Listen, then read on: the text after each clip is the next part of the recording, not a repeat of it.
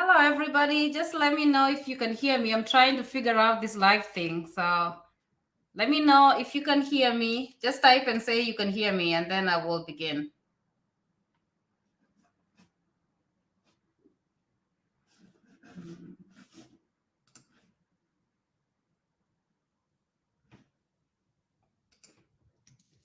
Can you hear me?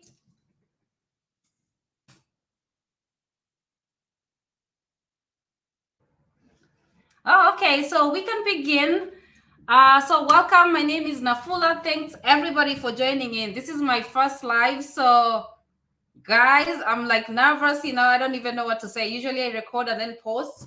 But then today I'm live. Like you can ask me questions, you can do all that, and it's freaking me out. But I hope I'm gonna do good. So we'll start. And what I'm gonna do, because a lot of you have questions, I understand like everybody has questions. So what I'm gonna do, I will begin by just reviewing everything about DV lottery, because I'm assuming like not everybody who's on this live today watched my other videos. So I will review like the important things about applying for the green card lottery. I know you guys are excited. The green card lottery is opening tomorrow, in case you didn't know. So after the live, I'll give you the correct link. I don't want to provide the link right now, because guess what? People will just go in there and then they're like, hey, I'm not able to apply because it's not open yet, right? So what I'm going to do, I will provide the link after we talk. So I'll begin by reviewing like everything about the green card lottery. We'll go over the photo requirements. And then after that, then I'll provide the link, tell you important things to do, and then we'll go from there. Also, we have Geoffrey on the line. I'll try to get a Leah. I don't know. I didn't tell him yet. I'm going to try to get a Leah, who's a DV lottery winner too. I'm going to try to get a hold of Juma. They don't live with me. But Geoffrey's on the third floor in my house. So he lives there for right now. So it's easy to get access to him. So I'm going to call them on the phone, make sure what they can come and tell us something important, like anything that we can use right now to win the green card lottery. Because I know a lot of people want to win, right? I remember the first time I won, I was so excited. So I know that feeling, and I want all of you to experience it as well. So let me just figure out how to do the comments here, because this is a new app I'm using. Somebody introduced me to StreamYard. So sometimes, like if you see like me fumbling a little bit, just know like I'm using a new system, and I'm African as well. I'm not used to this computer thing, American thing. So I'm from the village. I'm from Bungoma, in case you're wondering, from Kenya. I live in the United States. I'm in New York right now. I'm a registered nurse. I'm in school also to do nurse practitioner, to become mental health nurse practitioner and family health nurse practitioner. So I'm doing two of them at the same time. This is my second year, but then I'm known for like dropping out of school. It's not something that I'm proud of, but usually I drop out of school. Like I came to America and literally I came as a student. In case you're wondering, I didn't win the green card from back home. I came as a student, and then I won the green card while I was here. And when I went to that college, I dropped out of school after 3 months. That's how bad I was. So I'm very known for dropping out of school. So pray for me, guys. I finished my nurse practitioner, because the way things are going, I feel I'm going to drop out of school again. Don't copy me. Let me not be your role model, but that's something that I do, because I usually, in America, you can come back and finish your studies later. So, but I'm planning to finish. So I'm a nurse practitioner. I'm studying to become a nurse practitioner. I also have a master's in education. So when I teach you, at least I'm a professional teacher. I can teach high school. I don't like to teach, but I'm a professional teacher. So that's another thing. So let's jump to the green card lottery. I don't want to bother you about myself. Also, I have nafulaconnect.com. That's my website. If you need hosting, that's where you can find hosting. So today we're not going to talk about hosting. That's going to be in another video. So today we're just going to be talking everything about green card. I don't know how many people are watching me right now. I don't know this system. I don't know. I'm talking to myself. So I'm like in a room talking to myself. But I know a lot of people are watching me. Thank you, thank you, thank you so much for watching me. 26,000 subscribers in a year. Yeah, guys, we did it. We did it. I'm so proud of you. That's why I help people. They help me too. Because I've had people who've joined, who've been with me since day one. If you win a green card lottery and you are with me since day one, I will host you in my house. Even if I don't have anywhere to put you, you are coming to my house, right? Because we are doing this as a family. Okay, Let's start with the first thing. The first thing is the right website, the correct website to apply.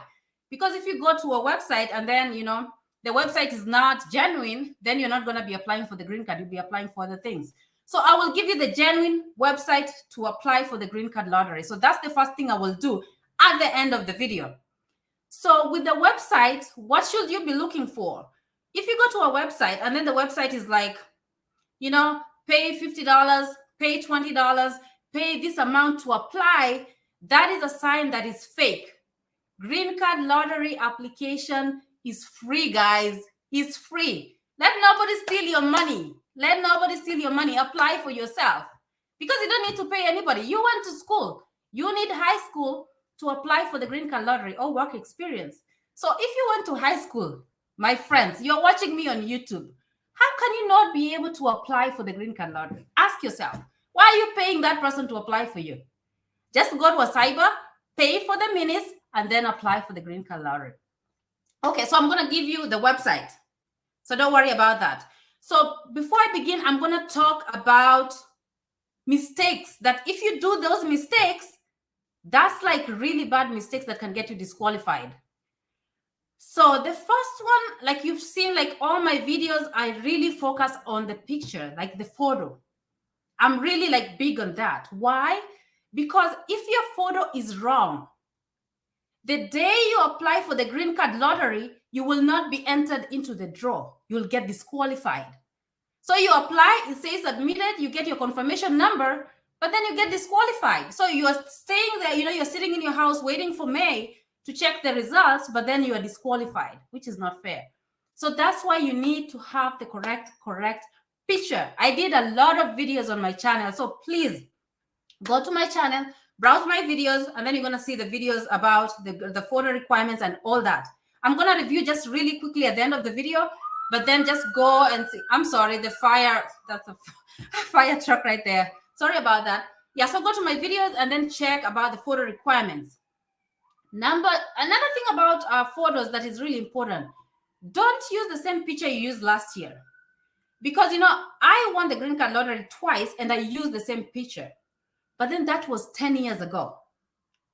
Before there was like facial recognition.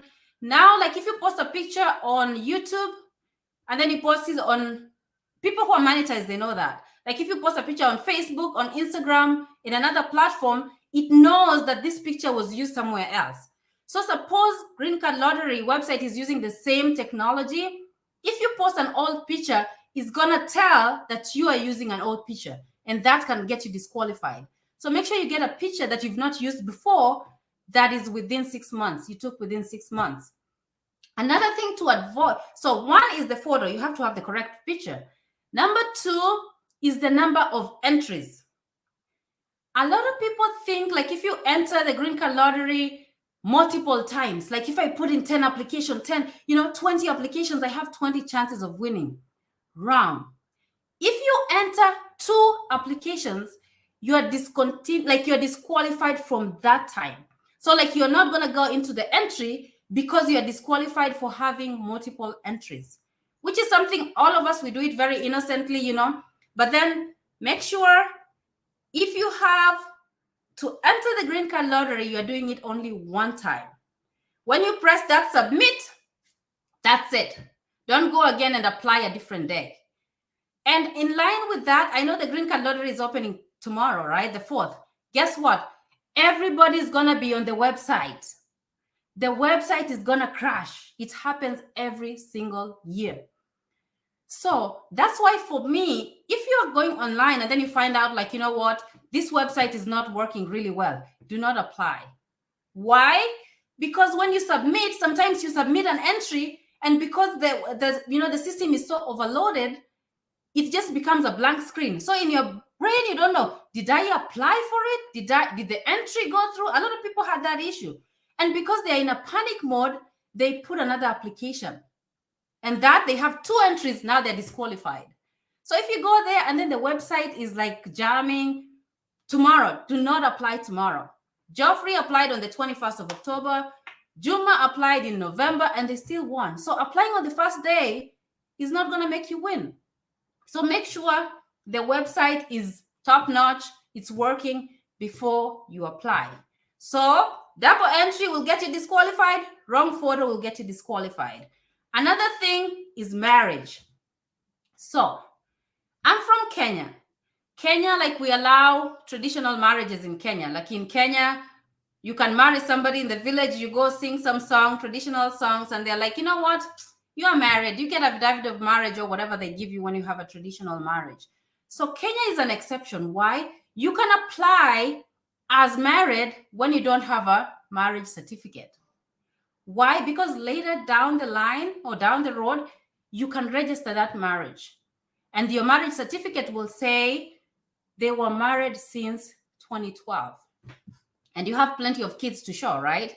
So if you're in a country like Kenya that allows traditional marriages, it's okay to apply as single and then get your marriage, get your marriage registered later at the Attorney General's office. And then that's acceptable. If you're in a country that does not allow traditional marriage and you do not have a marriage certificate, even if you've lived with that wife for like 25 years, you're not married to them. You have to apply as unmarried.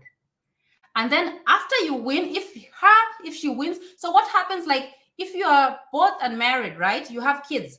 Apply, put your kids, she applies, puts her kids, and then when she wins, you guys can get married later and come together. But don't make a mistake of applying as married when you don't have a marriage certificate. So that's a big thing.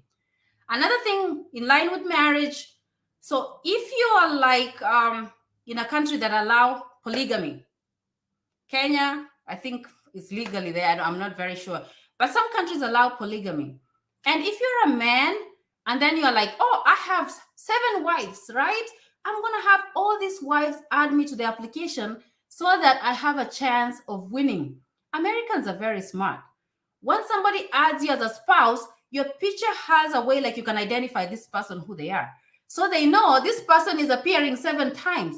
So if they have a system of telling that and you're applying and putting all yourself on all those women that you married, I don't think you're helping them win. I don't know if it works or not, but then that's not a good idea. Just don't do it. If you're going to apply with one wife, let them put your name there. So that's another thing, a big thing, marriage. Let's talk about eligibility. This is also a big thing, a big mistake that you should not make at all. Like if there's anything you're going to take from this video, eligibility is a big thing. What is eligibility? Eligibility is a country where you're claiming eligibility for the green card lottery. So like, some countries like Nigeria, they're not allowed to apply, right? Because they brought a lot of people here, a lot of people in the last couple of years. So they're not allowed to apply because they already have a lot of people here. Green card lottery is to bring people here from countries, to give all of you an opportunity to come to the United States. So if you're from Nigeria or you're from these other countries that are not eligible, and you apply for the green card lottery and you get selected, whatever, you're not going to be able to come here. So eligibility, another thing is if you live in an eligible country, you are born in Kenya, right? And then you decide, oh, I'm going to claim eligibility from Uganda or from Nigeria or from Ghana. For some reason, you click the bottom arrow and you select the wrong country. I'm sorry, I travel a lot. I'm from Kenya, so you can understand. So if you select a wrong country as the eligibility, it's not going to disqualify you.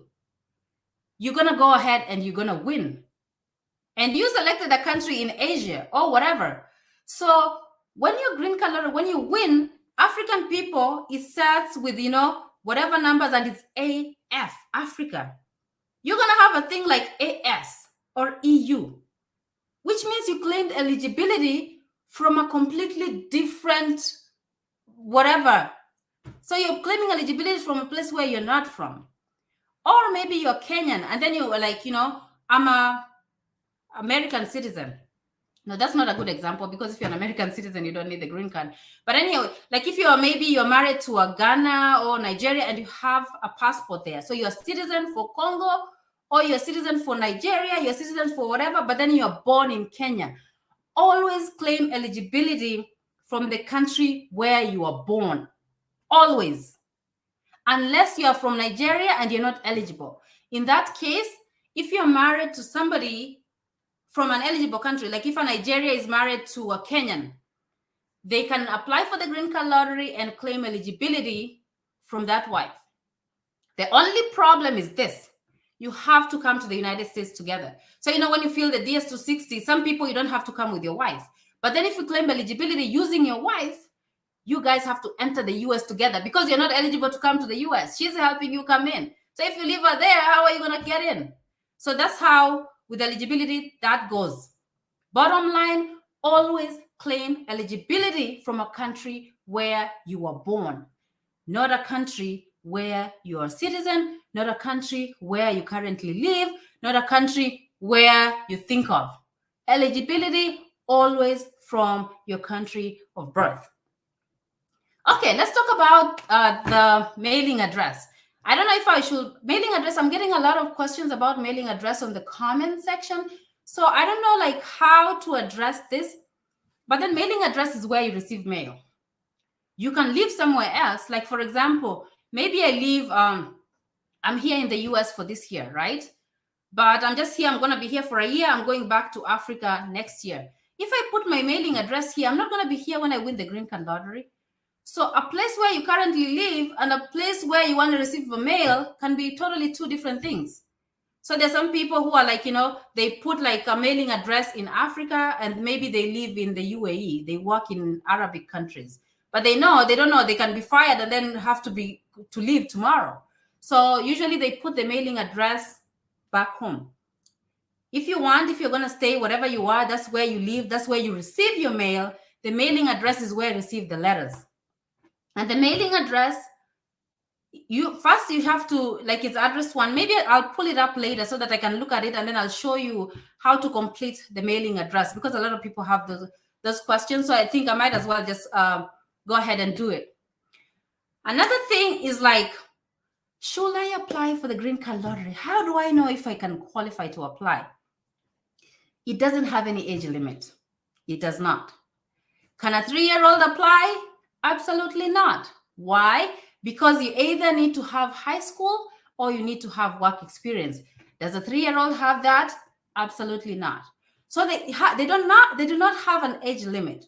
But because of the requirements, you have to be a certain age to have completed high school. You have to be a certain age to be legally able to work in any country.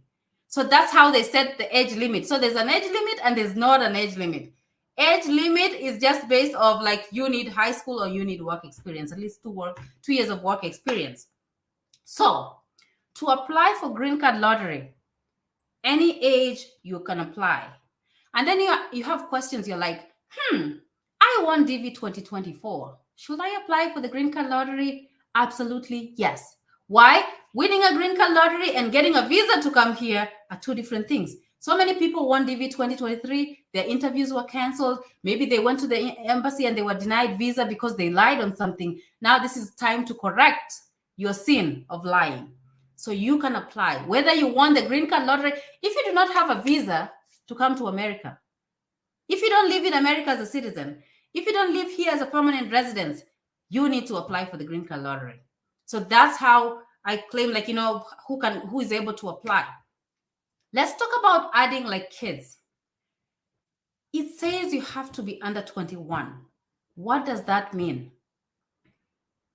If you are of 21 and over, you are not a child. You are an adult.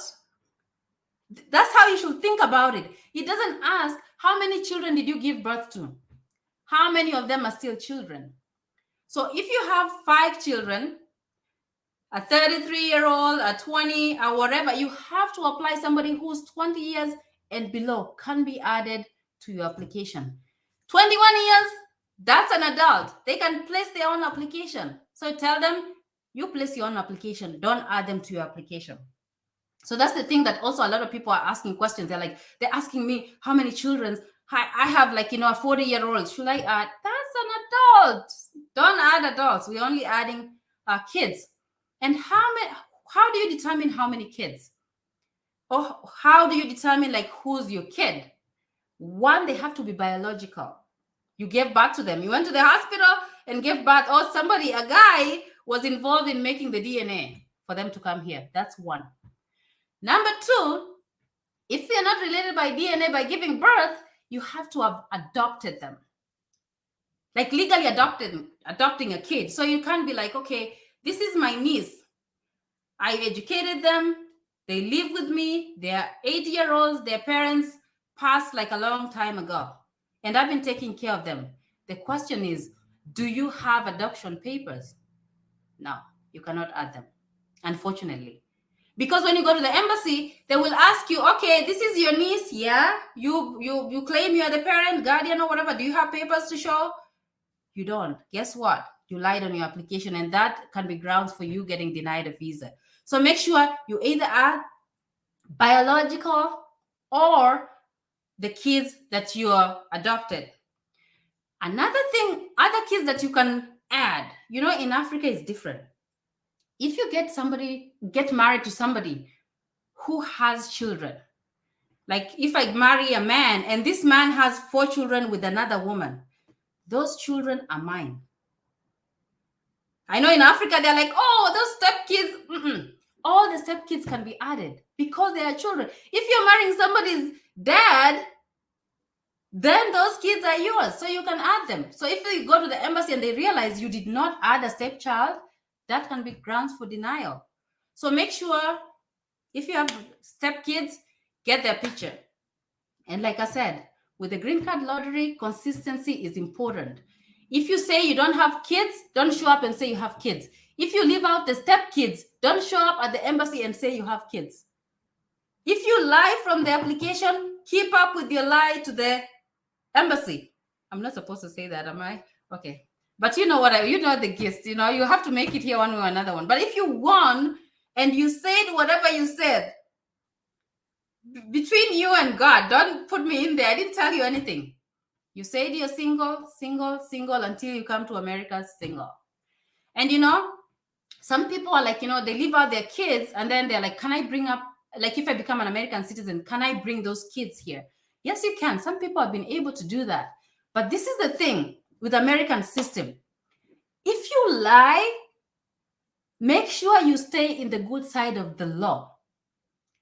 Because if you come here and maybe you commit a crime and they start investigating you, if you said you didn't have kids, they will pull those records from like 25 years ago. It's just like refugees who come here and they say, you know what? I'm seeking asylum because I feel like when I go back to my country, people will kill me. So they grant you asylum. And then once they grant you asylum, lo and behold, next year on the next flight going to where you claim that you'll be killed. Some people have been deported because of that. Because why? You lie thinking they won't catch up with you. Or maybe you come back and then you apply for citizenship. They're like, hey, you said you're from Congo and we gave you asylum. How are you able to go back to a country that you're claiming you're running away from? So that's why it's important. Tell the truth. Whether you fear God or you fear, it's better to tell the truth. And you can bring your kids here, like I said. You'll be able to bring them here once you're a citizen. Some people have gone around it. Like if it's a dad, they go back to Africa and then they claim like, I didn't know I had this kid, which is true. Some women have your kid somewhere and you don't even find out until they're like, 10 years old. So that's possible. But then if you're a woman, how can you claim that you didn't know that you gave birth to somebody? So that becomes an issue. Okay.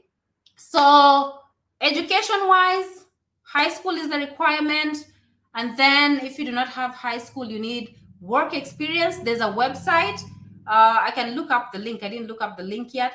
I'll look up the link for the website to check work experience. Not everything qualifies. It has to be either 2 years of training or requires either 2 years of training or 2 years of work experience. So that's the big thing. Let me see some questions I wrote down here. People had questions. So people are asking, if you're taking pictures, do you need to have short hair, long hair, medium hair? It doesn't matter. The DV lottery website does not specify if you need to have what type of hair. It just says don't put a head covering. Don't put a hat. Like this thing that I have on my head, this is probably won't qualify. So you have to be your natural self. If you have a hijab, you're Muslim, then you can cover your hair because it allows, because it's for religious purposes, So that's that. Other people are asking about names. So what I'm going to do, I'm just going to go over the questions that people are asking. So when at the end of the video, when I start going over the questions, then if I already answered, I'm not going to answer again. Another one, they're asking, okay, I have different names. And this happens a lot in Africa. You have different names on your birth certificate, different name on your ID, different name on your passport. If you already have a passport, that name on your passport is the one you're going to use to apply for the DV lottery because you already have a passport, right? If you do not have a passport, what names will you use when you get a passport? Those are the names that you will use to apply for the green card lottery. Some people are like, you know what? I have, I'm married. My kids have different fathers. They have different last names. America don't care. Here, people divorce left and right. Everybody has different names. Nobody cares. So if you have all your kids have different dad's name, put them all there with their exact name. It won't affect anything. So name doesn't matter. As long as you put your correct names that will be on your passport or your birth certificate, then you should be good to go. Okay, and then some people are asking about what address to use. Like if I live in one country and then I plan to move, I already explained that with the address. You use the address where you want your letters to go. And then another thing is the city of birth. Everybody has a different opinion about city of birth. And like I said, for myself, I go by the DV lottery. I can pull it. Let me pull it up so that at least I'm talking about something that, just give me 1 second. Let me see if I can pull up a sample and share my screen.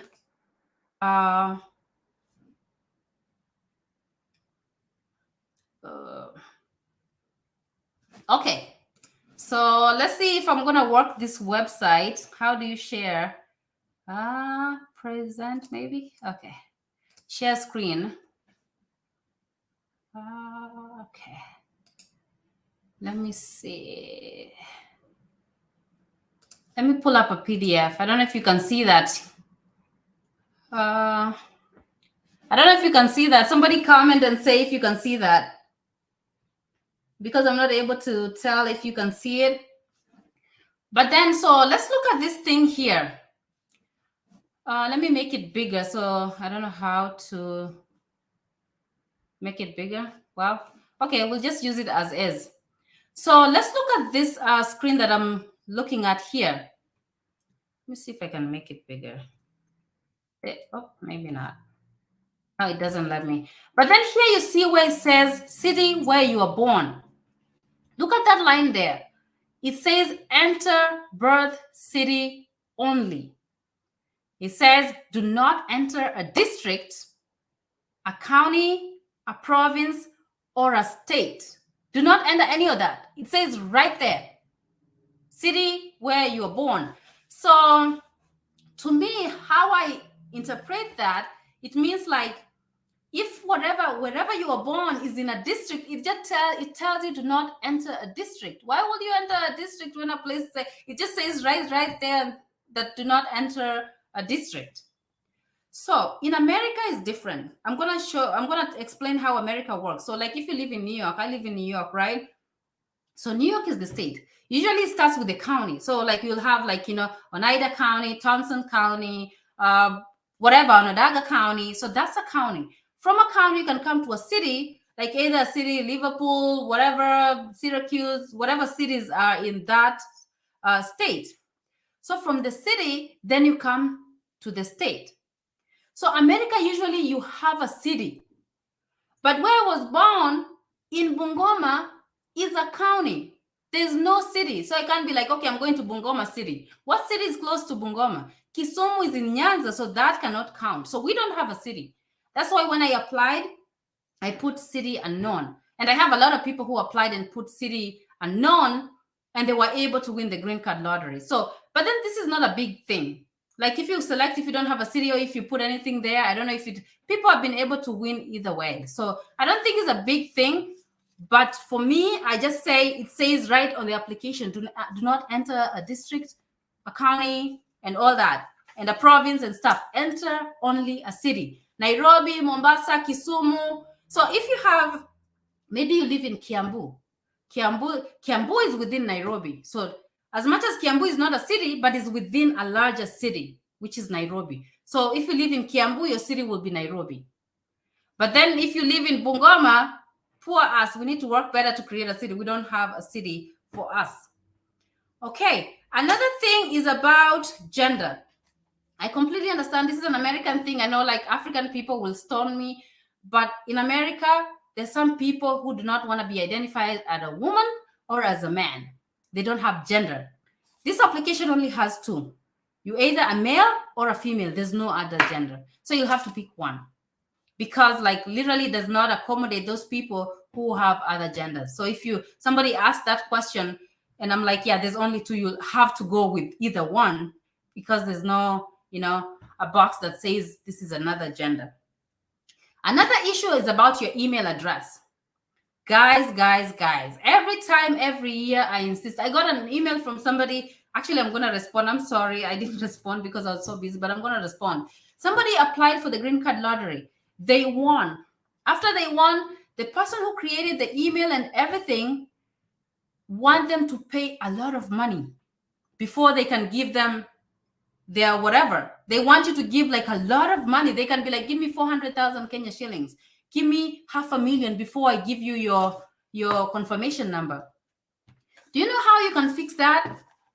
You just go to a cyber and open your own email. If you have your own email and your own password that you opened yourself, if you win the green card lottery and you lost your confirmation number, maybe the cyber guy decided to keep your confirmation number, you can go on the website and retrieve your confirmation number. But to do that, you need an email. That's why if you can take anything from this video, do not let anybody open an email address for you. Do it yourself. Because guess what? If I open an email address for you, I will put recovery email as my email. So I can go in there and change the password anytime. You don't want to give somebody that kind of access, right?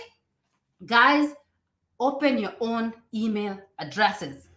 So when you go to apply, even if you have somebody apply for you, give them the email address. You're like, this is my email address. This is my date of birth. And make sure they're putting in correct information. Don't give them the information and you go sit over there in the cyber. Stand right here. They're entering your last name. You're seeing the spelling. They're entering your date of birth. You're like, oh, I think you put a 7 instead of a 6, because that's stuff that can affect you, after you win. So make sure you're standing there. You make sure they're applying in your presence. Don't just give somebody information and somebody's like, let me send information to somebody in America to apply for me. It doesn't make a difference. They apply here, you apply over there, the chance of winning are still the same. And usually, like, as much as I trust people, I also have, because I have businesses and stuff, so I have trust issues as well. I don't trust somebody 100%. So I won't trust anybody with all my information because let me tell you the truth. I live in America. I'll tell you right up front the truth. Some of your relatives do not want you to come here. And I'm going to tell you the truth. There's some relatives that they will not tell you ways to come to America. They've been here 20 years. Somebody has been here 30 years, has not brought anybody in their family members. Is that somebody who wants you to come here? They've not tell you there's visitor's visa, student visa, all this visa. You can come on a conference, you can come on whatever, you can come on diplomatic visa. Have they told you that information? No. Do they want you to come here? No. So guess what? Put in your own application.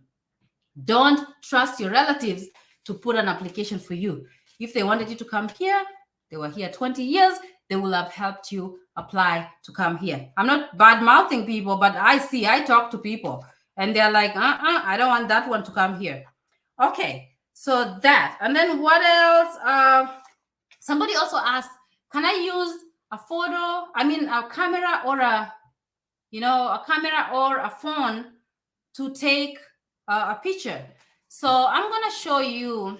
Let me see if I can pull it up again. Just give me 1 second. I don't know.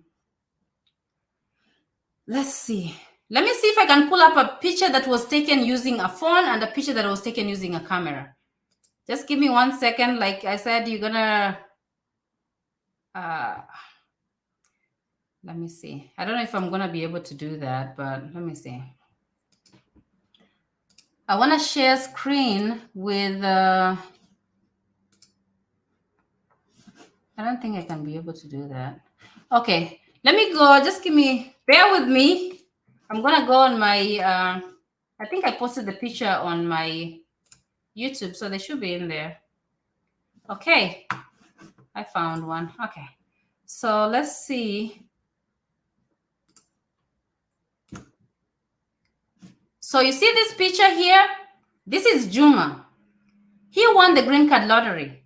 He took this picture with a phone, Samsung phone, not iPhone, not regular, whatever high-end phone, simple Samsung phone. He took this picture and he was able to win. So this is a picture that was taken on a phone. Like you can see the quality is like a phone picture. Let me show you. This one is a picture of my brother. That's my picture of my brother. He won the green card lottery in 2016. He took a picture in the studio with a white background at the end. So they didn't have at the back. So they didn't have to change the background. The background was already white. He took a picture in a studio, and then I'm going to pull up Joffrey. Let me see. And then this is a picture of Joffrey, and he took a picture in a studio as well. So you see, whether you take a picture with the phone, whether you take a picture with a high-end studio, as much as it has just the right dimension, the right requirements, if it's your turn to win, guys, let me tell you, this thing, if it's yours, it's yours. You know, if it's yours, it's yours. So don't be so like, about the picture. I need to go here. I need to, drive somewhere, fly somewhere to get my picture taken. You don't need to do that. You can take a picture with your phone as long as you have the right requirements, then you're good to go. Okay, so I'm assuming not everybody who's here today is, is familiar with my channel or whatever. So what I'm going to do, I don't know if you've already, I'm just going to review the photo requirements real quick with everybody. So that even if this is the only video you watch to apply for the green card lottery, you'll be all set to apply. So let's review the photo requirements real quick. I know you have things to do, you have places to go, but you're applying for the green card lottery. It might be a chance of a lifetime. So just stick around. Let me just review pictures real quick. The photo requirements. Okay, let me share this screen here. I'm kind of liking this. It's pretty cool, this StreamYard thing. Okay, so these are the photo requirements for the DV lottery. So let nobody tell you otherwise. You see it says travel.state.gov. This is the government website. I'm not using like some random village website or anything like that. Nope. So we'll go over the photo requirements real quick. It has to be in color. You see, it says right there. It has to be in color. It has to be, between 50 to 69%. Other people are like, how do you find out? Just know, like, if you fold that picture into two, does your pet take up 50% of that picture? If the answer is no, then it's not 50%. You can just eyeball it. Just look at the picture, and then you'll be able to know if it's between 50 and 69%.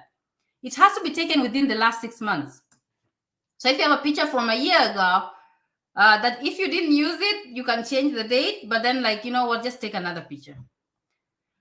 It has to be, so these people are asking me, can you take a picture with a blue background and then change it?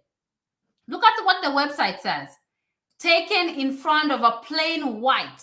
It's not like it needs to have a plain white. It says the picture was taken in front of a plain white or off-white background.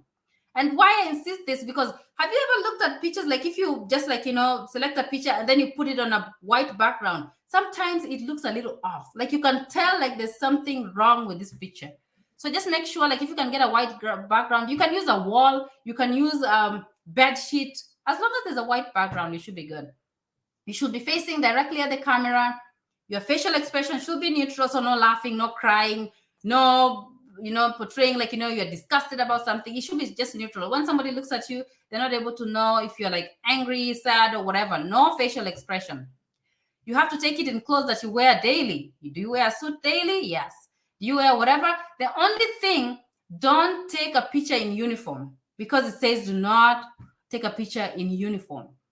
So any clothes that you wear daily, like you see the pictures I just showed you, is diverse. Like everybody's wearing their own thing and they were able to win. Also, uniforms should not be worn on the photo. You see it says right here, except religious clothing. So that's like hijab. And then headphones, no headphones, nothing in your ear, not acceptable. Eyeglasses, so if you wear eyeglasses for long distance for whatever reason, take them off to take a picture. Unless like you need eyeglasses for something, for medical reasons. But then if you can take the eyeglasses off, take them off. And then if you have, hearing device, they say here, if you have, hearing devices, you wear them for, medical reasons, you're allowed to do that. Okay, and then, the website has photo examples as well. I'm going to put a link on this website in this video after I'm done, so you can go there and review them as well. So let's look at the photo examples here. You see, these pictures are really bad. This picture here, like, look at how, I don't know, they say like acceptable, but then it says it's overexposed. So when you go, let me show you somewhere. Let's go to the photo tool. I think it's somewhere here. Start photo tool. Let me try that. So let's look at the photo tool. This tells you like, the correct thing. So here, it shows you this picture. You see the lighting is pretty good on these ones here. If you want to know the size and position, you see this one is in the middle. This one, the head is too big. They're close to the camera. This one, they're on the side. This one, they're way back there. So this one needs to be cropped a little bit. Facial expression, it says, neutral. This one is laughing. Look at this one. The teeth are out. Look at this one. I don't know what's going on with this dude, but he's not, he doesn't want to take it. He doesn't want to have his picture taken. So these ones are not acceptable. But this one right here is acceptable. Glasses, they tell you no glasses acceptable. You see, everyone with glasses, they have an X. And then no hats. No, this one, you see like a hijab. So a hijab can cover your hairline. Like in the picture, your hairline needs to show. But then like, this one is a hijab is not, the hairline is not visible, but because of religious reasons, is an acceptable picture. Don't cover your face. Look at this one. It's a hijab, but then what are you covering your face? They want to see your face and know who you are. This one is covering the face as well. This one, the hair is covering the face. So what are you taking from this? Do not cover your face. And then here, shadows and lighting. Look at this one. It's very overexposed.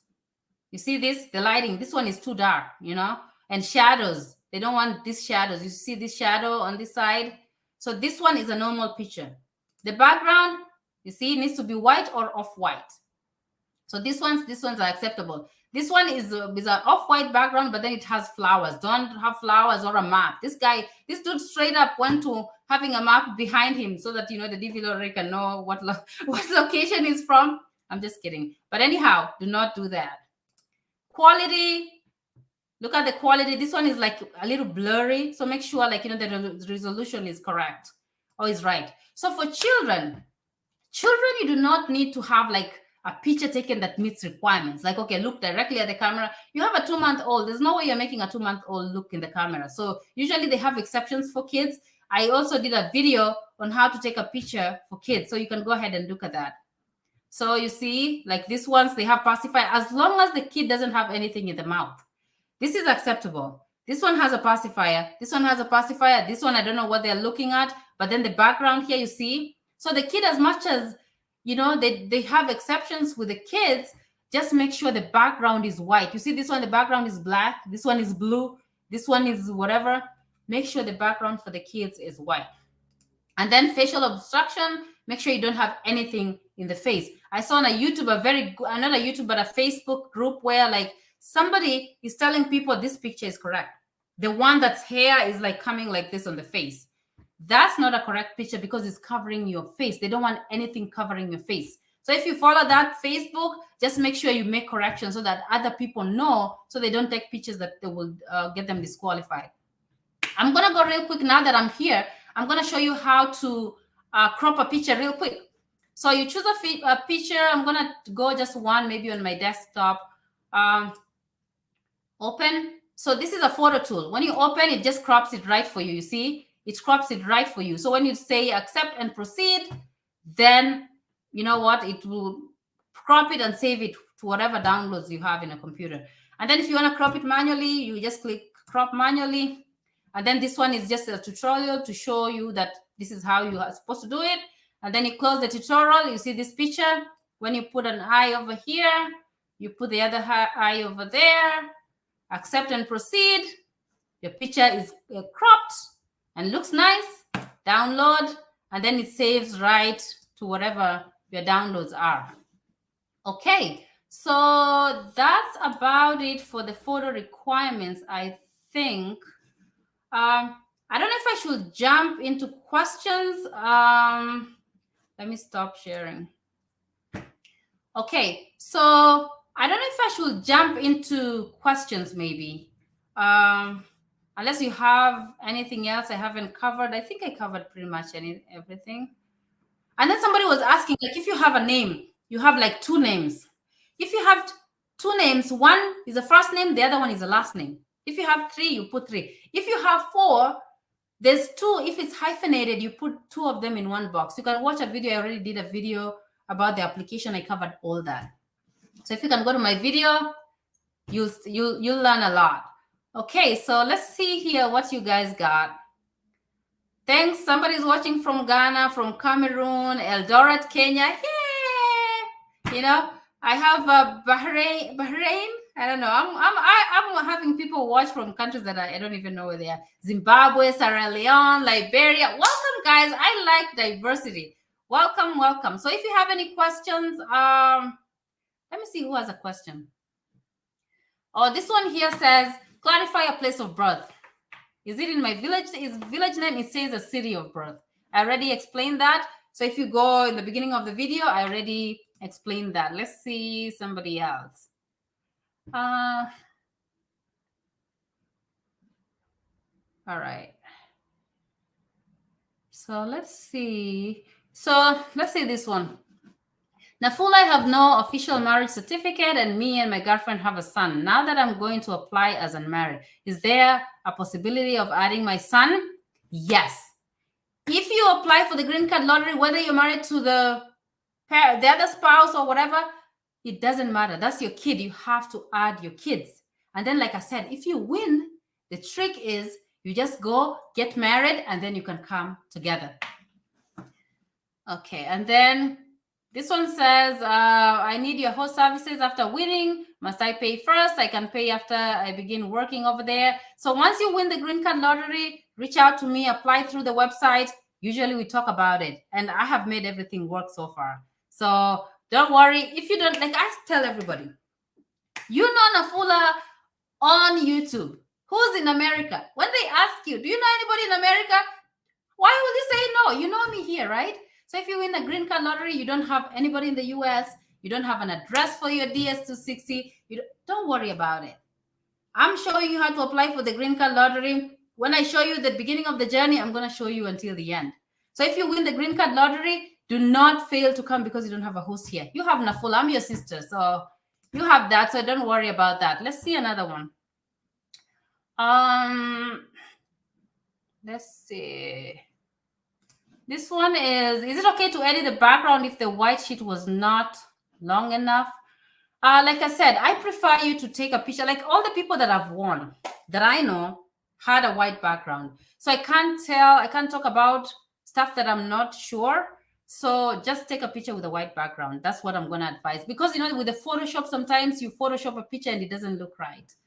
Okay, so let's see. People are asking about where to take a picture. I really don't know. I was in Kenya, like I lived there 13 years ago. So literally, like, I don't know. I just come to visit now. I don't know, like places to take pictures. Let's see. So this one is like when your picture meets the requirement, but small portion of your teeth shows. Will your picture be rejected? It says you have a neutral, you know, like all the pictures that I've shown you that meets guidelines, there's no teeth in there. So if you have your teeth, probably it's not acceptable. I don't work for the DV lottery, but then like they said, your face should be neutral. So that's how I'm going to answer that. Let's see. Somebody about the city of birth. This one we already talked about at the beginning of the video. It doesn't make much of a difference, but then the DV lottery says do not enter a district, a province, or a county. So I will enter only a city.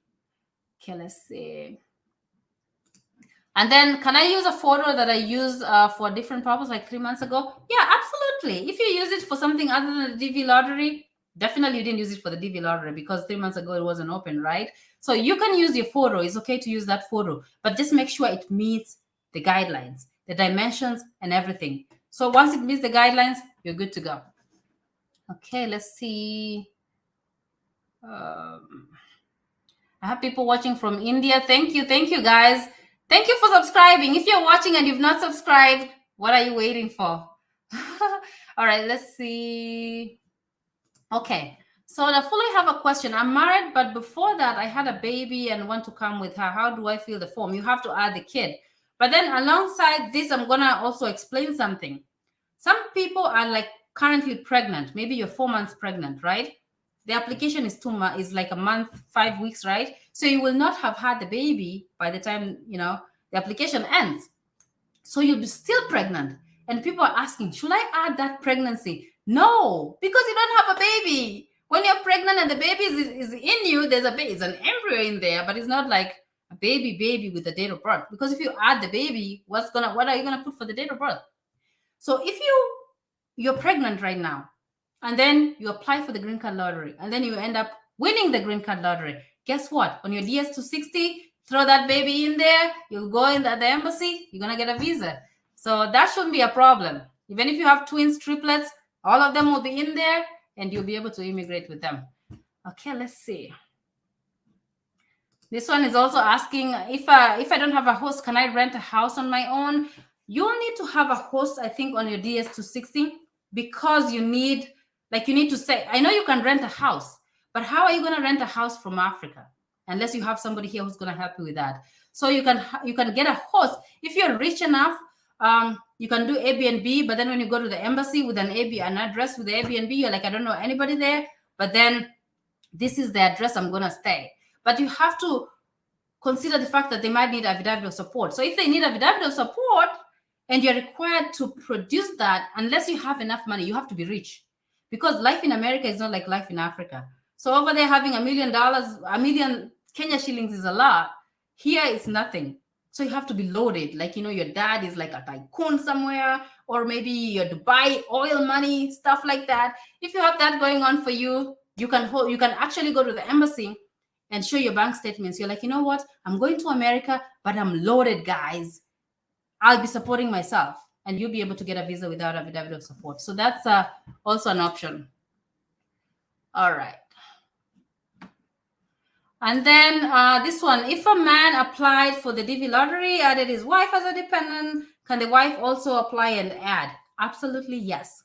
So if you're married, that's the own advantage. Everybody, you can only put one entry, right? But then if you're married, husband can add the wife. And then the wife can apply and add the husband. If they both win, sometimes it happens.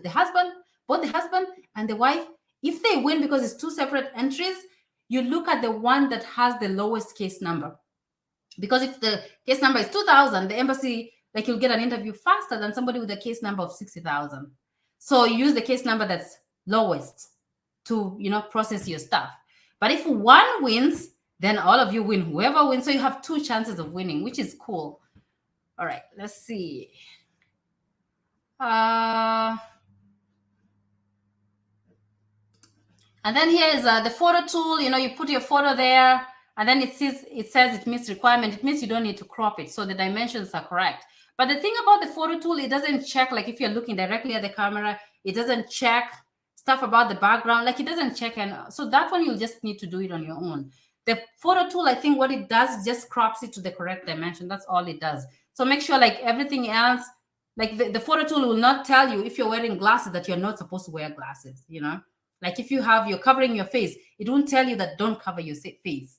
So stuff like that you'll need to figure out. And then the photo tool just 600 by 600 pixels.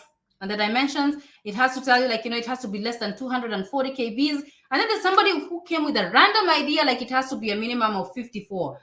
I don't have anything to say with that because I don't know. I've never heard of that. So I cannot like comment on that. I know the website only says less than 240 kbs. So I don't know where they're getting that idea. All right. Let me see. What question? Guys, send me good questions here. Let me see. This one we already answered. I'm single mother. I have adult children. There's no adult children. You're either a child or you're an adult. So if somebody is 21 and over, adult, don't add them. Anything 20 and below, you can add those. All right. Let's see.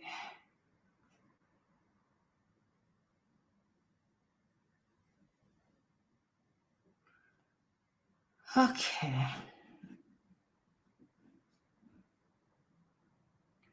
And then this one is asking, my question, somebody can apply, for the DV lottery and your application goes through where your photo did not. So I think they're trying to say like your photo did not meet requirements, but then it goes through. Yes, that's what I was talking about. You get disqualified. So it goes through, but then you don't get entered into the entry. It gets disqualified because it did not meet requirements. So just make sure you have pictures that meet requirement. Okay, let's see. Can one apply with a phone? Absolutely. If you can take a picture with the phone, like when you pull up your phone, or when you go tomorrow on the DV lottery website, you'll be able to enter all your information. And then, like, the photo, the digital image, make sure it's saved in one of your like a folder that you can find easy. So you can just click upload, and then you can browse on your pictures on your phone, and you'll be able to upload and then apply and submit successfully and get a confirmation number. There's actually somebody who I'm hosting who applied with a phone, and they ended up winning. So it's possible. All right, let's see.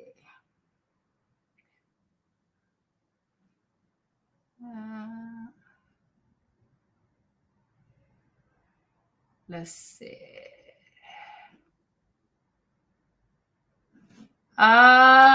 This one says, can you share links to whether I shared the photo tool? If you go to the pictures, images, all the pictures that I've done with the photo tool and showing previous DV lottery winners, you'll see the photo tool and all the requirements, whatever. I already explained. Like I said, I did like a lot of videos. Like somebody is like, Nafula, can you apply and crop the picture for me? Hey, and I'm like, I know I'm African, my friends. Huh? I'm African, but us African people, huh? You will teach them how to fish. They still want to drag you to go fish for them. The reason why I'm doing all these videos, I'm doing like 1,000. I have a full-time job, full-time business. I have kids, and I still get time to do videos for you guys. Why? Because I want to make you like, independent, so that you can do it yourself. So that, like, if you win the green card lottery next year, you'll show your sister how to do it.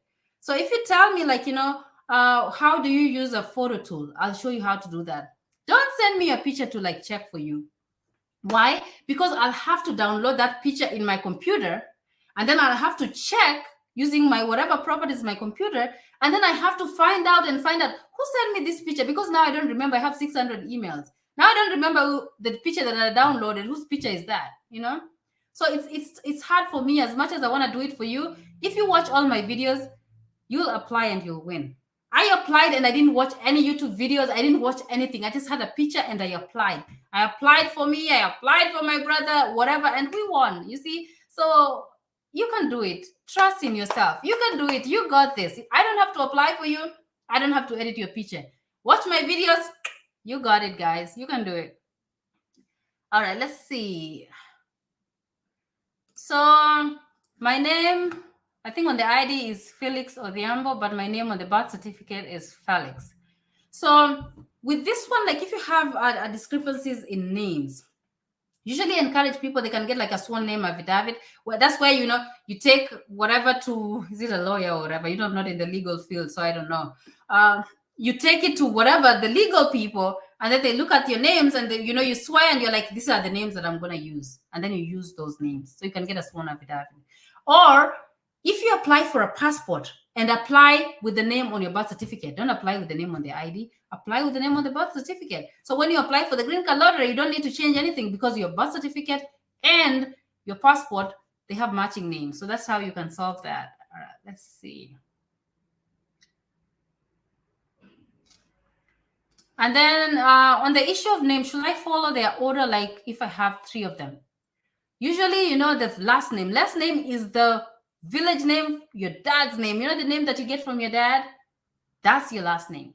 And then the first name is the English name, usually in Africa. So if you have Christine, Mary, whatever, that's typically the first name. And then the middle name is the name that you're given, like Nafula is my middle name. So that's how you answer that. And then is it important to apply with the KCSE certificate? So for the most part, with the application, as much as, as far as application is concerned, you only need a digital image. That's the cool thing about this. You don't need to upload birth certificate, marriage certificate, I don't know what. You will not be required to upload that unless you win. So for this one tomorrow, do you have a picture that meets requirements? Yes, you're good to go. You just need a computer, internet, and your picture, a digital image. That's all you need to apply for the green card lottery. So that's that. This one I already answered, like, how a year and a half old opens their mouth in the photo. So with the kids, they're not too strict. So if the mouth is open or whatever, they understand they're kids. So the requirements are not as strict for kids. Okay, let's see.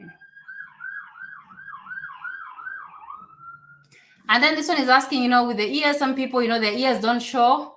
Can you put anything? You don't have to. I only had like one applicant who put like something behind the ears and they ended up winning, but they don't know if that helped. So you just take a picture. Some people have small ears, but as long as it doesn't matter. I don't think it matters. So you don't have to put anything there. But if you want to put something there, it's also okay, because I know somebody who actually put something and won. But I don't know if that had anything to do with the winning. So I can't really 100% speak to that. Okay, let's see.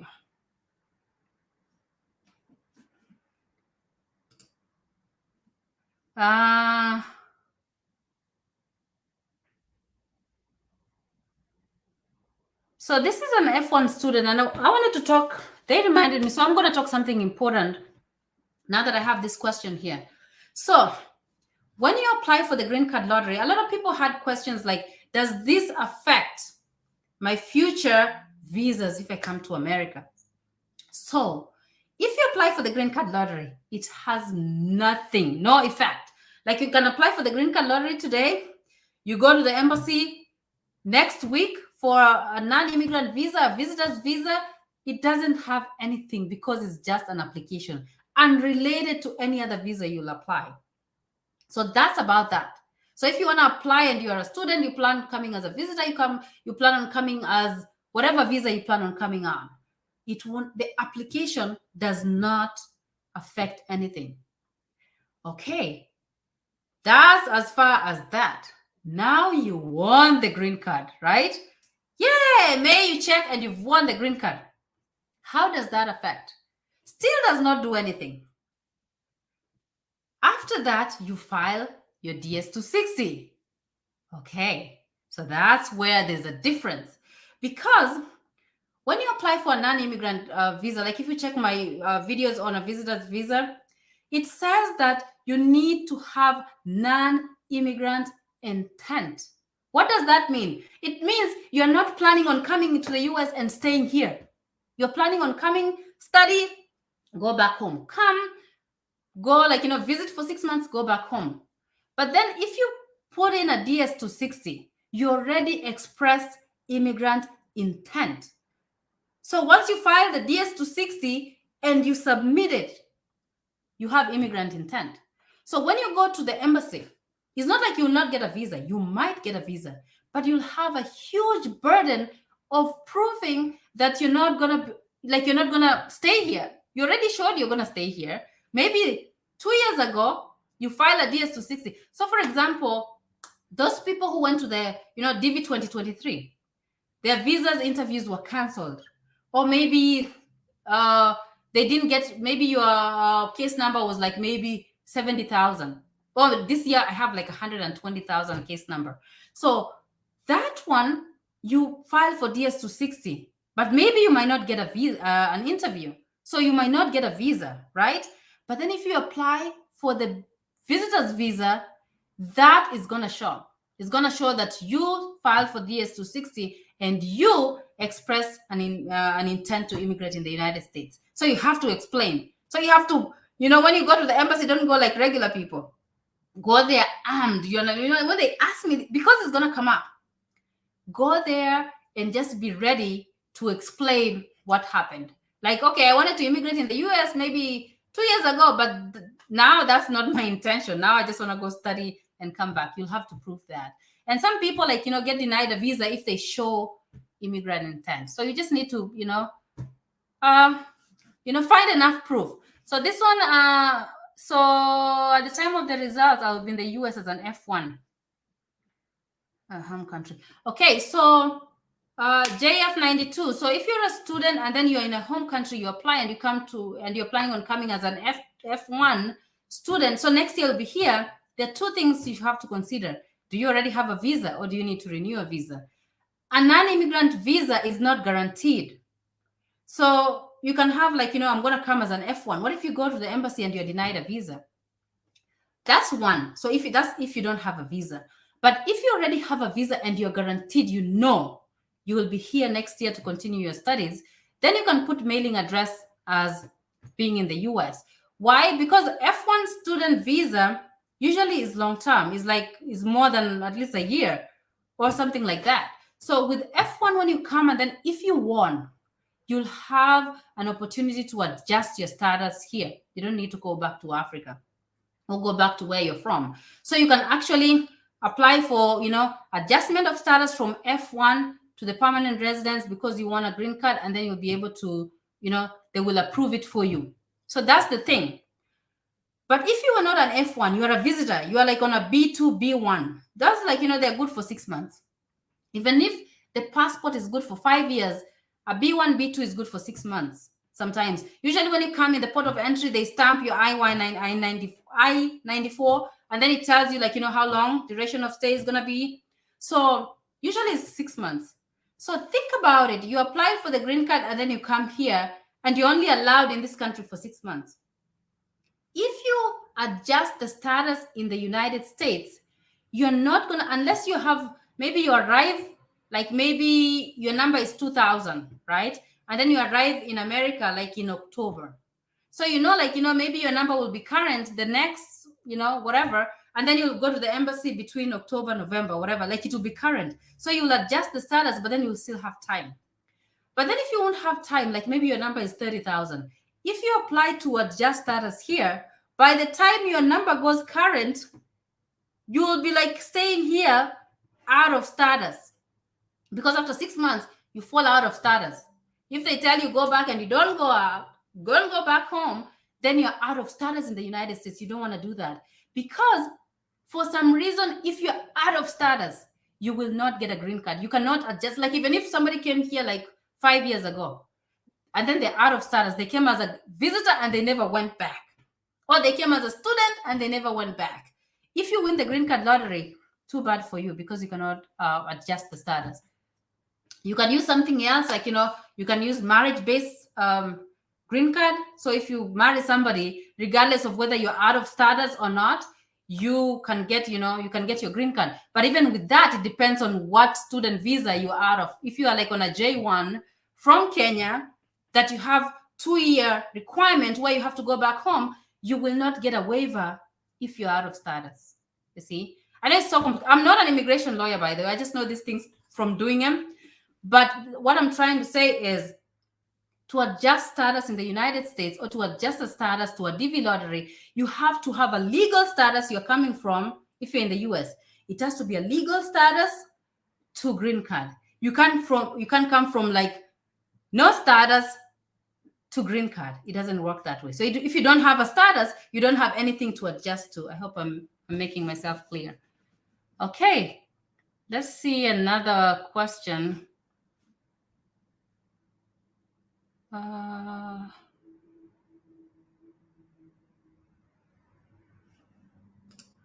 Yeah, so this one is like, what if mailing address you had put Uganda, and then by the time you win, you're in the UK, maybe I'm assuming you're permanently living there, you're there long term.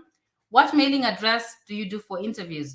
So when you win the green card lottery, where it says what embassy you want to be, interviewed, you'll put the UK because you'll be there. Usually you have to have like, you have to show like, you live there, you work there, you are living there permanently. It's not like you're just going there for an interview and then flying back. So you can be able to change that. So that shouldn't be a problem. You can do your interviews in the UK. Okay. I think I've been live for an hour. Wow. That's impressive. Okay, let's see. Oh, this one is important. So must I upload pictures of family when applying for all the names are enough? No, you need images. So like if you're applying with 5 family members, so what happens is like you apply, and then if you say you have a husband, you click, it's gonna open, where you put like their names, place of birth, date of birth, and you upload a picture. If you put a kid, so if you put one kid, only one thing will open to put the information, name, picture, date of birth, and all that. If you have 5, you select 5, and then 5 things open. So like in cases where people have adult kids, you just select 0. So if you put 0, then on that case nothing is gonna open because now it shows you don't have any kids. That's a good question. All right, let's see. Yeah, this one is from my neck of the woods. Yeah, she's from, I don't know if it's a she or I'm assuming it's a she. Yeah, she's from Bungoma. That's where I'm from. I put city unknown, and I won twice. So Bungoma is not a city; it's like a county or a district or something like that. But it's a cool place. I advocate for there. Like if you can visit Bungoma, go there, say hi to my folks over there. That's why I use name Nafula. Like I feel like Nafula gives me identity. I don't want to stay in the US and then like you talk to people, they came here when they're like 18 years old. And then you're talking to them in Kiswahili. Hey, I forgot Kiswahili. How can you forget Kiswahili? You came here when you were 20, 18, 17. How did you forget Swahili in 10 years? How can you speak Swahili? I speak my Swahili is broken sometimes, but then I can't. How do I remember a chemistry equation that I did in high school correctly, and I don't remember a language that I used to speak every day? Doesn't make sense. I'm just judging anybody, but that pisses me off. But anyhow, to each their own. Because if I go to an African party, what I'm gonna do, I'm gonna speak my Swahili because I speak English everywhere, stores, work, whatever. So when I go to an African thing, we're speaking Swahili over there. Okay. So that, let's see. Okay, let me see. I think we've done pretty much a lot of stuff. I'm going to do this. So Daniel from Uganda, is it possible if you win? I'm not good in English. This is a good question too. You do not need English. People from Tanzania, they don't speak English. When you go to the embassy, you'll have somebody there. You can request or you can bring somebody who's going to translate for you. But then make sure the person is like really knows the language really well, because if they say a question and then you don't understand and answer it the wrong way, you might be denied a visa. But you don't need English. If you're from Afghanistan, from Pakistan, from whatever, Tanzania, all these countries that don't speak English, Congo, yeah, if you win, you go there, they'll have somebody with Swahili, or you can take somebody that will be translating for you. So you should be good. You don't need English. You'll learn English here. So many classes here to learn English. You'll learn English here. Plenty of time to do that. Okay, let's see. Okay, so before we go, I don't know, maybe I should bring like Geoffrey. Geoffrey is a DV lottery winner. I'm going to try to call Elia. I don't know if he's awake or not. He's from Tanzania. I don't know if he can jump on a live. I'm going to invite Geoffrey. And then with Geoffrey, he's going to say, like if you're from Uganda, Uganda people have questions, especially he's going to talk about what you need as a Ugandan, just briefly. Geoffrey, don't talk the whole 1 hour. Just briefly explain like the process, the important thing. Let me bring him over here. Hold on. I think he's here. He's waiting behind the stage. So Geoffrey's on my 3rd floor. I'm on the 2nd floor. So it's weird that you're talking on the video, but he's up there. So Geoffrey, just give tips, anything important that you feel like, like this is important for them to learn. Especially a lot of people are asking about education level, what education level they need, where they need to do medicals, where they need to go to the embassy, why they're not going to Uganda for embassy or whatever. Make sure you explain that. So I'm gonna leave him on my screen for a split second. I'm gonna try to see if I can get in touch with Elia or Juma. I don't know. They work at night. The two other guys I'm hosting, they work at night, so they might be asleep. I'll try if I can get one who can come and say something. So Geoffrey, the stage is yours. Let me see how I can get out. Okay, Geoffrey, you can begin. Okay, thanks for the opportunity and giving me this chance to talk to the viewers. Now, for the Ugandans who are watching us right now, as far as the DV application is concerned, you need to be having the Uganda Advanced Certificate of Education for those who are qualifying under high school. And the Uganda Advanced Certificate of Education is equivalent to the high school diploma of the United States. For those who are qualifying under work experience, you need to be having working experience of almost 5 years, which is equivalent to that of the United States. But using those 5 years of being working in Uganda, when they relate it or they evaluate it, is equivalent to almost 2 years of work experience in the United States. Then also another thing which I want to clarify is that for me, when I was taking the dvlottery picture, I went to the photo studio. For those who live in Kampala, for me, I was staying those ends of matching. So I went to Kabaragala.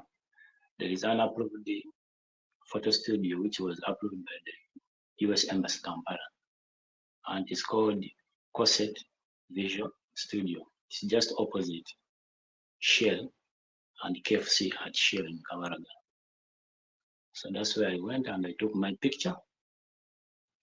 Then they sent me a soft copy of that picture via mail. Then I went and applied for myself. There are people who have been asking me questions like, what did you put on your address, blah, blah. Let's say if you live in Igaba, you just put Igaba, Kampala, that is your address. Then you'll be good to go. About the medicals and all that, after that one comes after when you have won. The US Embassy Kampala only handles non-immigrant visas.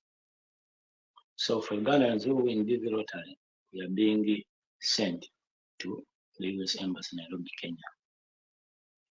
And being that you are being sent to the US Embassy Nairobi, Kenya, we have to go and do the medicals at the IOM.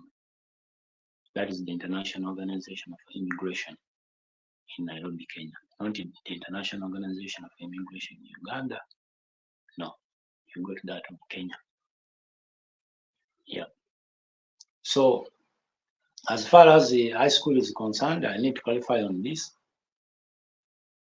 If you are qualifying under high school, you should be having a senior 6, and having a senior 6, that is the Uganda Advanced Certificate of Education. It means that you must have passed senior 6, and the qualification of passing is like you need to be having 1 principal pass and 1 subsidiary at least. That is the minimum requirement they need you to be having. It is not that even if you saw senior 6 and failed, you qualify to apply. No.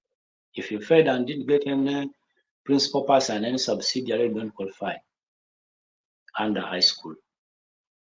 You only qualify when you have at least 1 principal pass and 1 subsidiary. You are good to go. And the principal pass, I mean from A to E. If you score, let's say, a B or A, C, D, then 1 subsidiary, then you're good to go. But if you didn't get any of those, my brother, my sister, you don't qualify under high school. Then also, another thing that you have to put into serious consideration when you apply is that don't rush. Before submitting, you have to first verify your information that you have inputted in the system, because you only submit once. So if you submit once, you cannot again submit the second time. If you submit the second time, you'll be automatically disqualified in the system. The system will not even further know with your application. You'll be disqualified there and then. So you should observe those details very well and verify whether they are in line as of your application. Like the given name, that is always the English name. The surname is always your father's given name or the clan name, all that. The date of birth, clarify it very well. Then you continue with the application. Now, for my case, I applied and I qualified under high school, but my highest level of education, that form, you will be asked, what is your highest level of education? For instance, for me, I had a university degree in civil engineering. So when I was asked that what is the highest level of education, I had to put a university degree, despite the fact that I had the high school. But my high school was not the highest level of education that I was having at the moment. So I had to select university degree. So those who have a PhD, you select a PhD. Those who have a master's degree, you select a master's degree.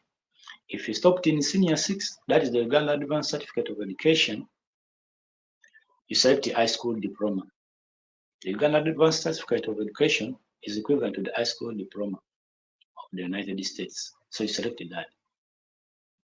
If you reached in senior 6 and you did not sit for the final examination to qualify for be awarded the Uganda Advanced Certificate of Education, you select that you did not complete. But on top of that, if at all you are among the lucky ones who will be randomly selected furthermore with their immigrant application, you will need to have a supporting work experience. Yeah. So that will be good to go. But I emphasize you people, dvlottery, if you want to come to the United States, it is the only way to come here. And you come as a permanent resident of the United States of America. When it comes to the interviews,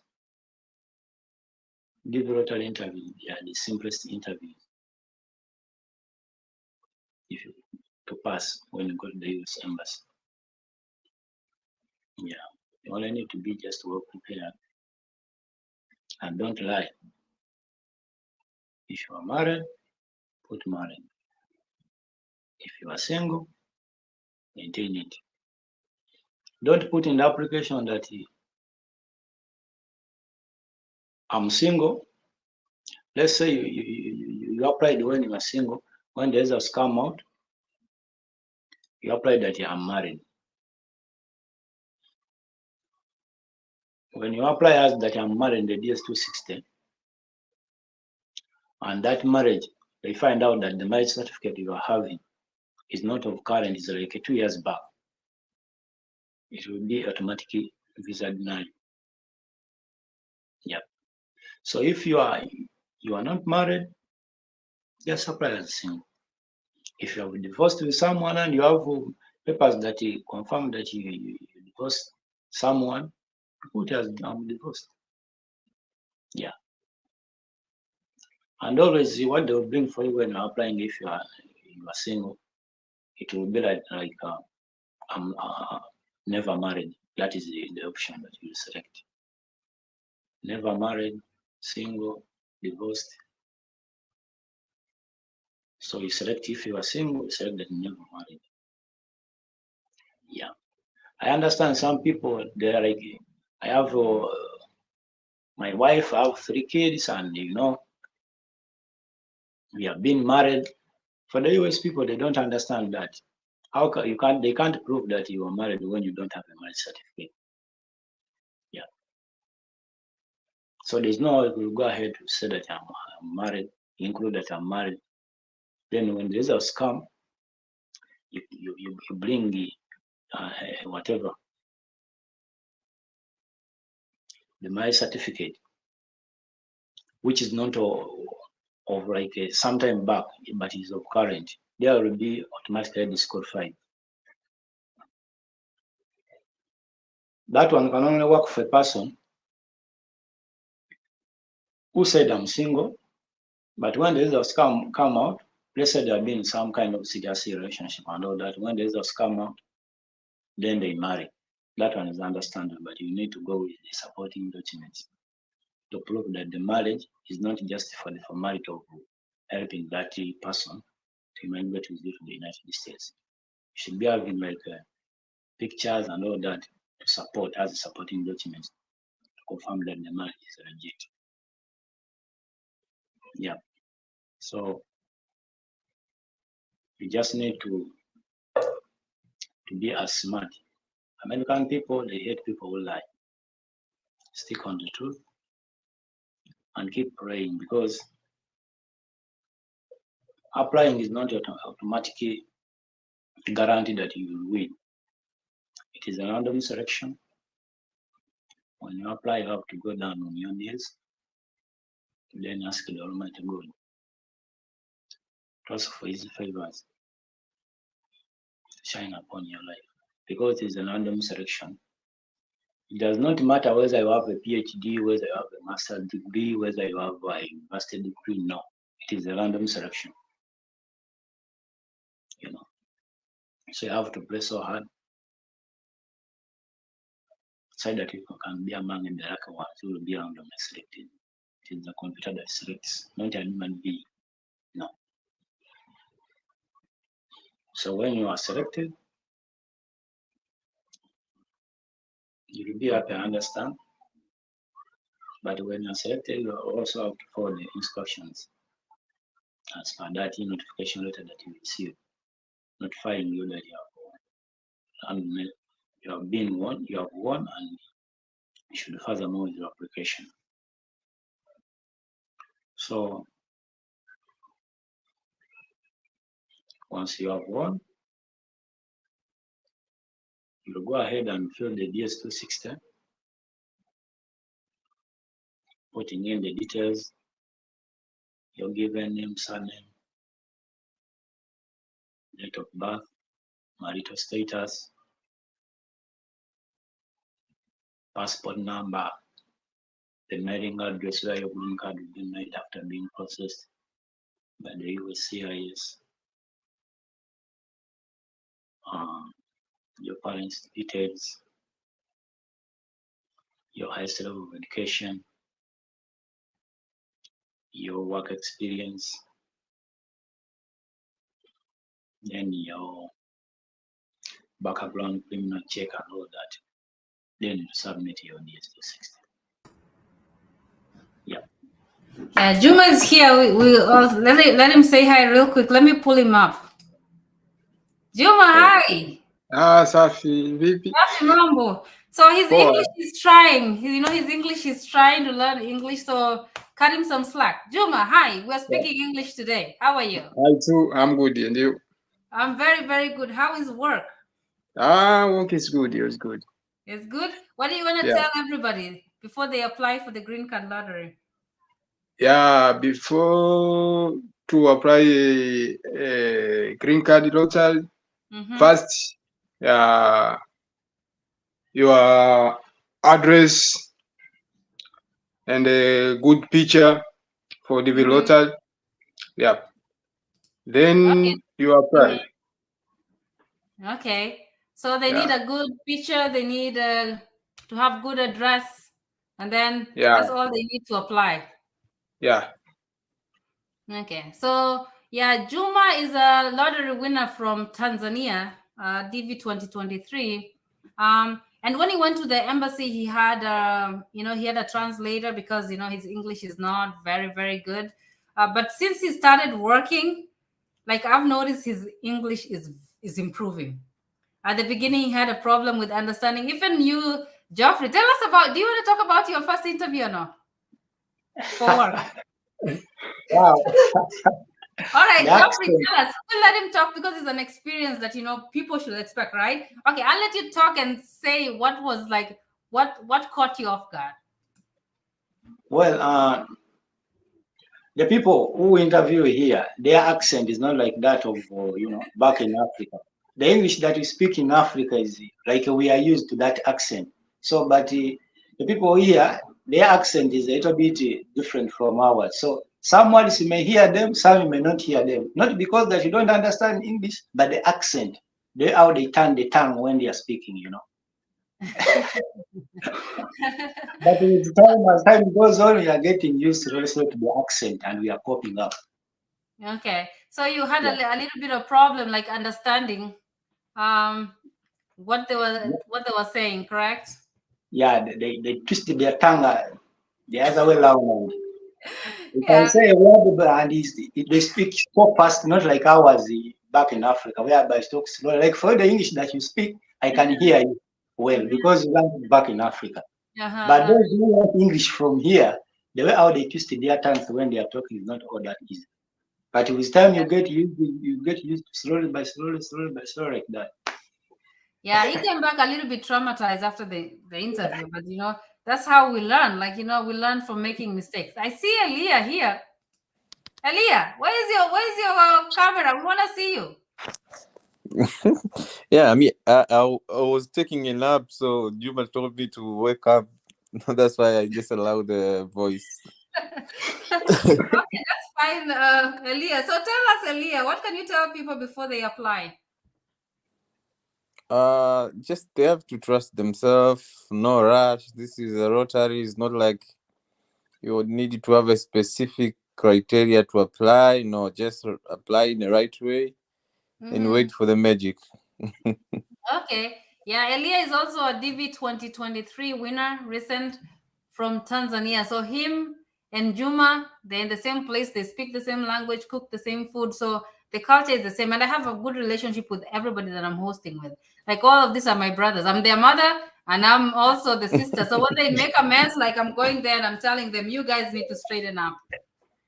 Yeah, sure.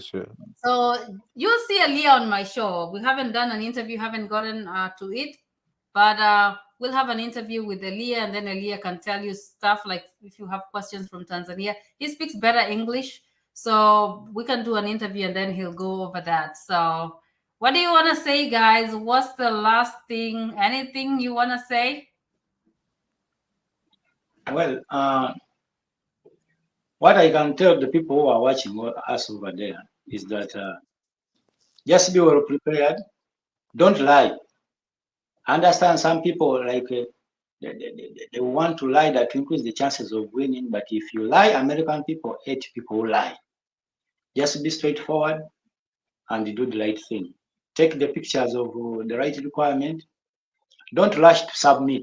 I understand tomorrow is going to be the day of applying, but even you can apply at 1 week's time or 2 weeks' time. Because for me, I applied when it was almost 1 week to the end of the application period, So I understand tomorrow there will be too much traffic because very many people will be applying, and the website will somehow be overwhelmed by too much traffic of people who are submitting.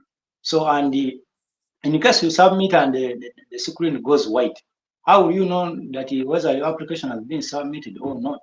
If you attempt to apply the second time and submit, you'll automatically be disqualified.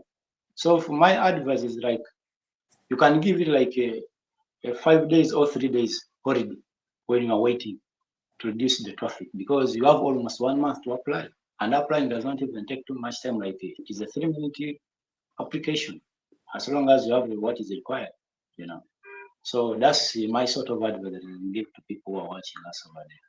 No rushing, take your time.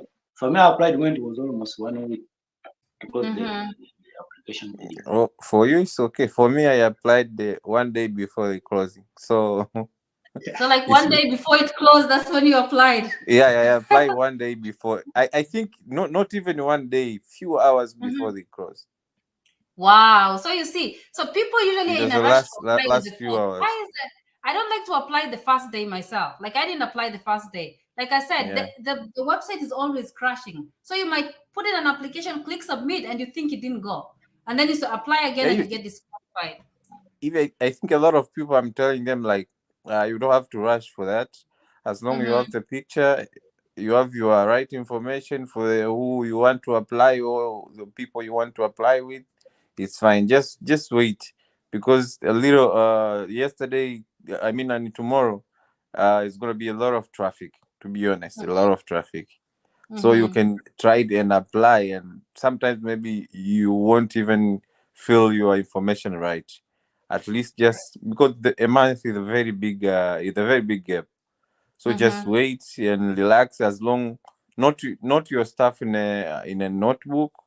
What you want to apply? Okay, you have a kid, you have a wife. Just record everything externally, and then when you want to apply, I think it will be easier for you to take all the information you want to put, because all they need is your information only. That they don't have to ask you are doing what, you're doing what. No.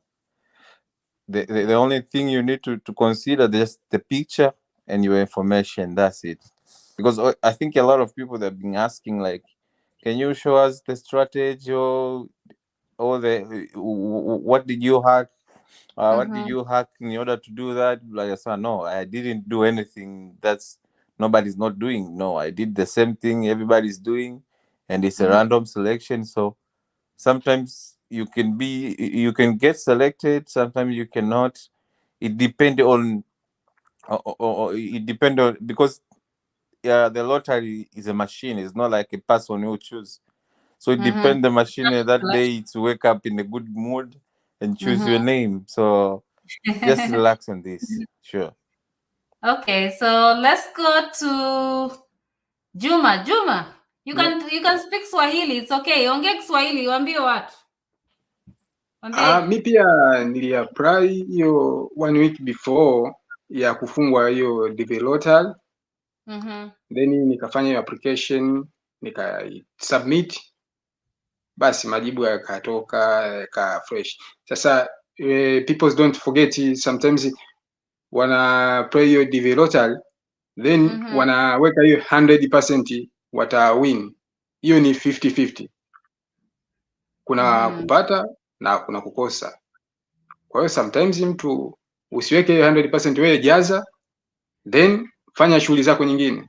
Sasa unakuta mtu ameapply labda kwa mtu then amekosa, anaanza kuleta complain kwa nini amekosa. Kwa hiyo hii ni lottery, ndio maana wamesema lottery ni hiyo bahati nasibu.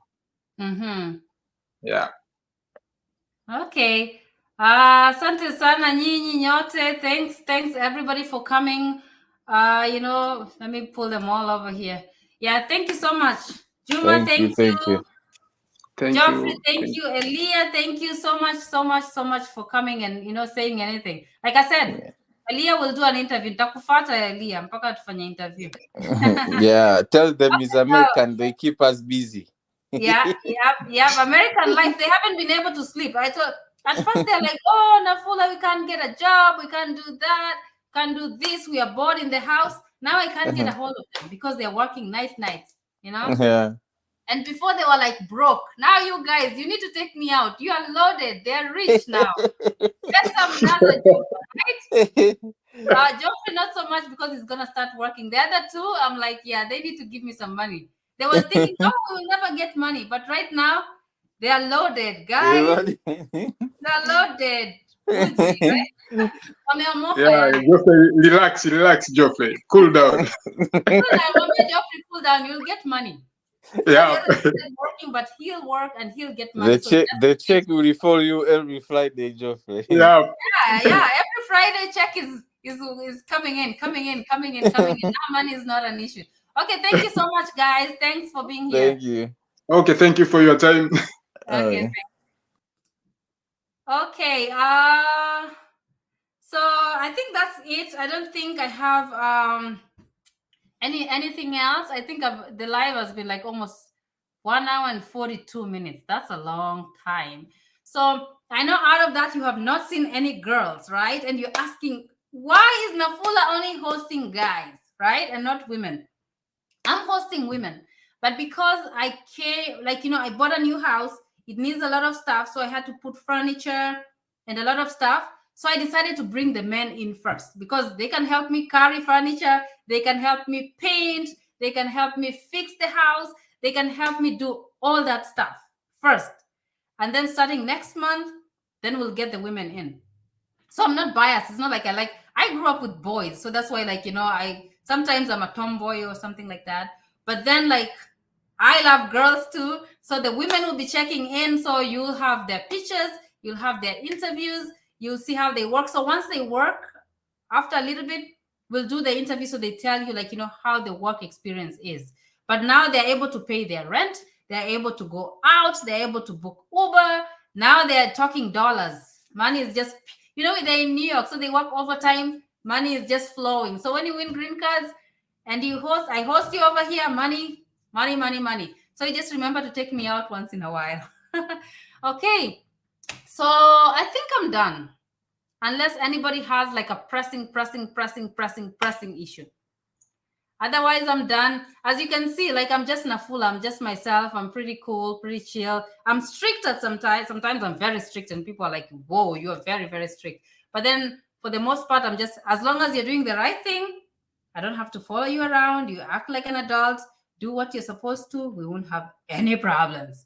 Because I switched from white to black in a split second. That's my personality. But for the most part, I get along with a lot of people. All the people that I've hosted, all the people that I've sent somewhere else, we get along pretty good. And because I grew up, I didn't grow up with much. There's a point in my life I was poor. Now I have omokad a little bit. I'm not there yet, but I've omokad a little bit. I'm not where I used to be. So I grew up poor. So sometimes I relate with poor people versus somebody who didn't experience that kind of life. So if somebody says, I don't have airfare, I don't have food, I don't have clothing, I'm walking to work, I did that. So I can relate to that versus somebody who just grew up rich all their lives. No, and I have a heart of helping people, a heart of trying to see what we can do to empower people so that Juma, Elia, Geoffrey, and all the people coming next year, hopefully, they'll be able to host some of you. So with that, I think I'm done. In case, let me see if any question. Somebody is asking if they can use their phone. This one I already answered. You can use your phone, computer, anything to fill the green card. So it should be good. So bye, guys. I'm going to say, let me type bye. And then that's the end of the broadcast. And I'm going to come, I don't know, maybe if I get time. I don't know if you guys, can somebody comment? Do you want another live? Or I don't do lives as much because I'm busy and I have to settle. And I'm so nervous. Sometimes I'm like, it's live. I don't know what to talk about. What if I shrub a lot. I speak Kikuyu, Luya, Swahili, English, all that. So sometimes I get in here and shrubbing is my when the line is not aligning really well, you shrub the whole video. I thought I was going to do that, but it went pretty well. So if you want to do another interview, comment on this video below and say what you need me to do live about. What are the questions? Anything that you want me to go live again, I will.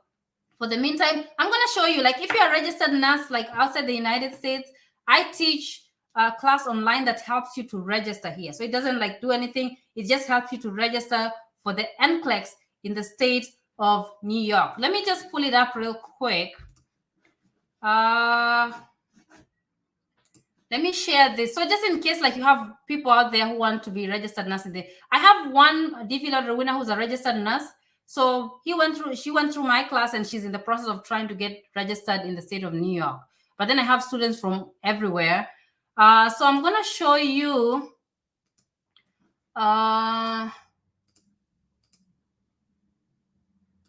Let me show you. Let me share the screen here. Yeah, so I'm going to show you. Let me go on my website. So that's my website. If you go to nafulaconnect.com, that's my website. and it looks like this. So it has a bunch of me in there. And then I have Nafula Academy, where there's so many things I'm not doing right now because I'm so busy with other things. But then I have step-by-step course to register for NCLEX in New York. And then if you click to enroll, it takes you to this page here. So this is my online class. So like, to know eligibility, if you can register and all that, and you pay online is self-taught. All this is like the, the curriculum is over here until you register. And after that, you can like study on your own and go to either India or South Africa to take the test. So this class is available for you. So in case you are registered nurse in Africa, and yeah, this is not open for enrollment. Okay, okay. So that's it. Like that's my class. If you want to be, you want to request for hosting, you just go guest and host pairing here.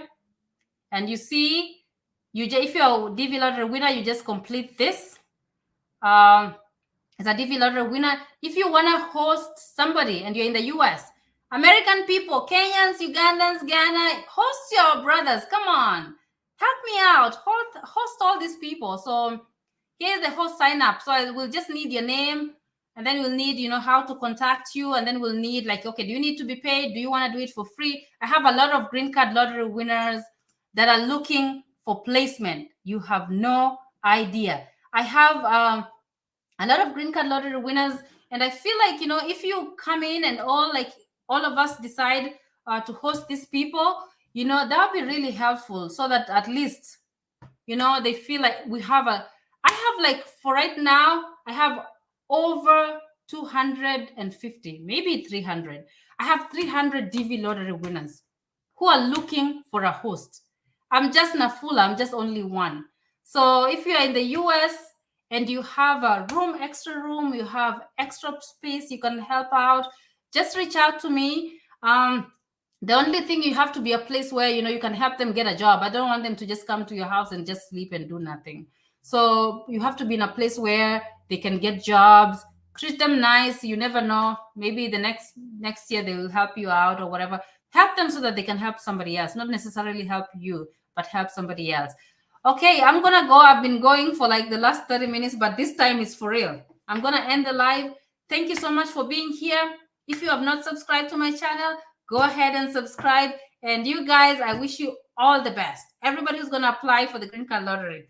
Positive vibes only. So I hope you win the Green Card Lottery, and we meet next year. Thanks for watching.